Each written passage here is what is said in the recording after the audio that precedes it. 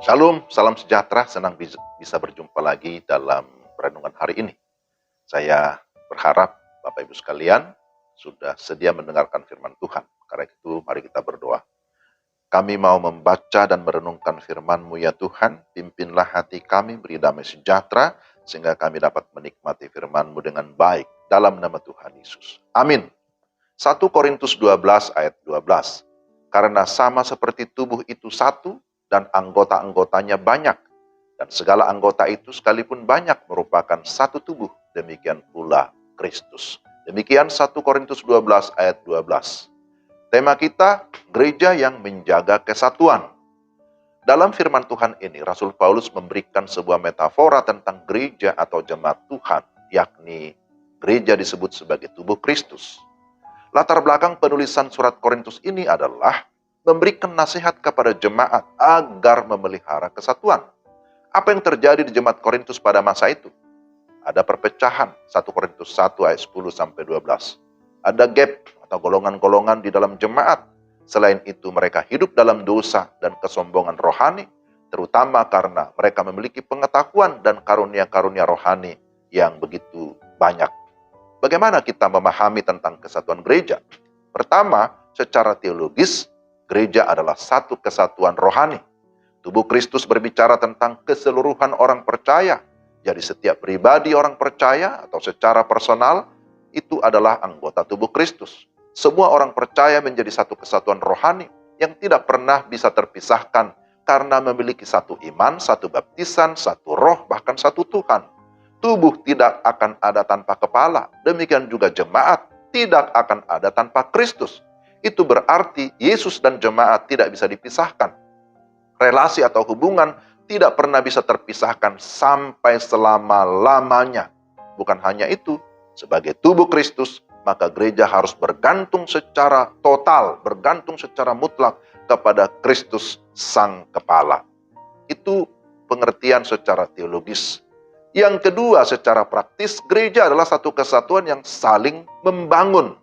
Relasi yang bersifat mutualis atau saling membutuhkan satu dengan yang lain. Gambarannya diberikan di sini, mata membutuhkan kepala, kepala membutuhkan kaki, dan seterusnya.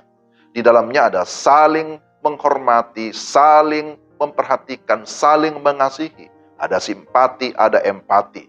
Jika ada anggota yang menderita, semua anggota turut menderita. Demikian juga, jika ada satu anggota dihormati, semua bersukacita. Ini luar biasa ya. Satu kesatuan yang saling membangun. Sehingga kesatuan tetap terpelihara, sekalipun ada perbedaan fungsi. Maka prinsipnya adalah prinsip unity in diversity. Sekalipun ada perbedaan, tetap ada dalam kesatuan. Ya, atau disebut dengan Bhinneka Tunggal Ika. Ini perlu ditekankan untuk menghindari adanya perpecahan ataupun perselisihan. Perhatikan bahwa Tuhan sudah menata tubuh sedemikian rupa, sehingga tidak saling berbenturan satu dengan yang lain. Kaki di bawah, mata di atas, telinga di kepala, dan seterusnya. Dan itu menjadi sebuah tatanan yang sangat harmoni. Ibarat senar gitar ada 6, beda-beda, ya tetapi menjadi harmoni dalam suara jika masing-masing berada pada posisi yang semestinya, posisi on the track. Ya, kita memiliki perbedaan ya, tapi fokus kita bukan kepada perbedaan, tapi fokus kita kepada kesatuan. Amin. Maka jangan memberikan stigma atau label terhadap orang lain. Kamu begini, kamu begitu, dan seterusnya. Di dalam Kristus, semua tembok pemisah sudah dihancurkan. Dengan demikian, tidak ada lagi yang merasa diri lebih tinggi atau lebih superior, atau yang lain lebih inferior atau lebih rendah, sehingga menjadi minder. Akan tetapi, semua dapat menempatkan diri dengan baik, membangun relasi atau hubungan yang baik dan benar. Yang terakhir, secara misiologis, satu kesatuan berarti gereja harus menjadi saksi Kristus. Satu kesatuan yang menjadi saksi. Gereja sebagai tubuh Kristus harus menyatakan kemuliaan Tuhan di dunia ini. Tubuh yang sehat harus bertumbuh dan berfungsi dengan baik. Masing-masing anggota menjalankan fungsinya dengan sebaik-baiknya, sesuai dengan karunia-karunia yang Tuhan berikan. Tujuan adanya tubuh Kristus adalah untuk menyaksikan Kristus ke seluruh dunia. Itulah yang merupakan sasaran utama.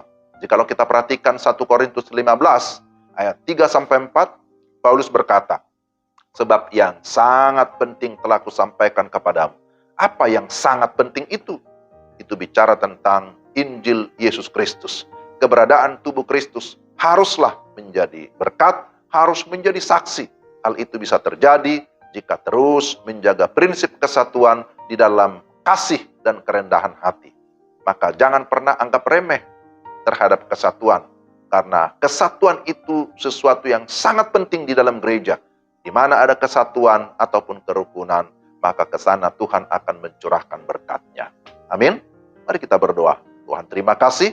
Kiranya Tuhan menolong kami supaya kami sebagai gereja Tuhan, sebagai tubuh Kristus tetap mengedepankan kesatuan sekalipun kami dalam berbagai perbedaan ataupun keberagaman. Kami berdoa supaya Tuhan terus menolong kami fokus kepada Tuhan, fokus kepada kesatuan yang dilandasi oleh kasih, sehingga kami tetap saling menghormati, saling membangun, dan kami hidup di dalam cinta kasih kerukunan, dan kami percaya Tuhan akan terus melimpahkan segala yang baik, segala berkat-berkat-Mu di tengah-tengah gereja. Terima kasih Tuhan, terpujilah nama-Mu dalam nama Tuhan Yesus. Amin. Sampai di sini renungan kita. Tuhan memberkati saudara sekalian. Selamat beraktivitas. Salam.